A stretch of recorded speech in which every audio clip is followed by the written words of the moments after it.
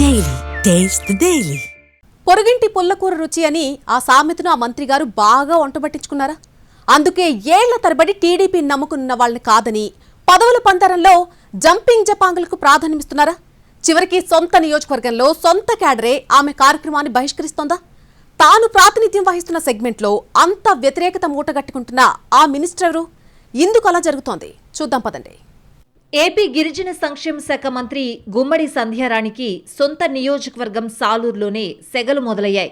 Minister వ్యవహార శైలిని TDP శ్రేణులే తప్పుపడుతున్నాయట. Party ఆవిర్భావం నుంచి కష్టపడి పనిచేసిన సీనియర్ నాయకులు, కార్యకర్తల్ని పక్కన పెట్టి మంత్రి మధ్యలో వచ్చిన వాళ్లకు పదవులు కట్టబెడుతున్నారన్న విమర్శలు బహిరంగంగానే వినిపిస్తున్నాయి.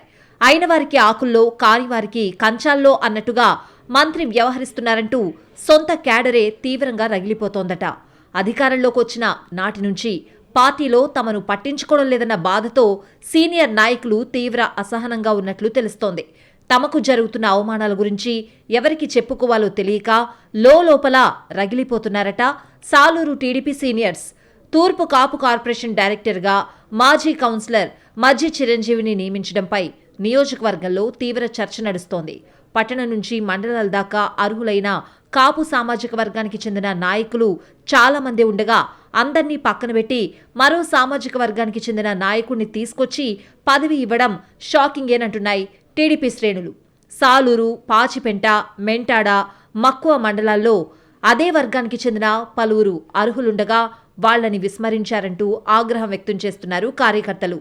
అలాగే శ్యామలాంబ, శంబర, పోలమాంబ ఆలయాల ట్రస్ట్ కమిటీల నియామకాల్లోనూ ఇలాగే వ్యవహరించారన్న విమర్శలు వెల్లువెత్తుతున్నాయి. పదవుల విషయంలో ఎన్నికలకు ముందు వైసీపీ నుంచి టీడీపీలో చేరిన నాయకులకు మంత్రి ప్రాధాన్యమిస్తున్నారంటూ తీవ్ర అసహనంగా ఉన్నారు నియోజకవర్గ పార్టీ సీనియర్స్.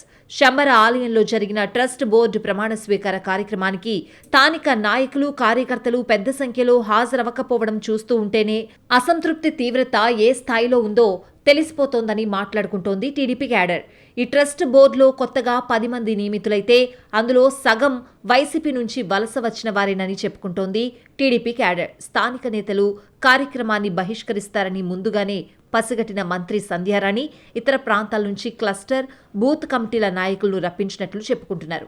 వివిధ మండలాల్లో ఇప్పుడు దీని గురించే ఎక్కువగా మాట్లాడుతున్నాయి టీడీపీ శ్రేణులు. నాయకుల శైలి వలన పార్టీలో సమతుల్యత దెబ్బతింటే ముఖ్య సామాజిక వర్గాలు దూరమవుతాయంటూ మక్కువ మండలానికి చెందిన సీనియర్ నాయకులు ఆవేదన వ్యక్తం చేస్తున్నారు. అలా సాలూరు టీడీపీలో పెరుగుతున్న అసంతృప్తి పార్టీ భవిష్యత్తు మీద ఎలాంటి ప్రభావం చూపుతుందోనని క్యాడర్లో ఆందోళన పెరుగుతోంది.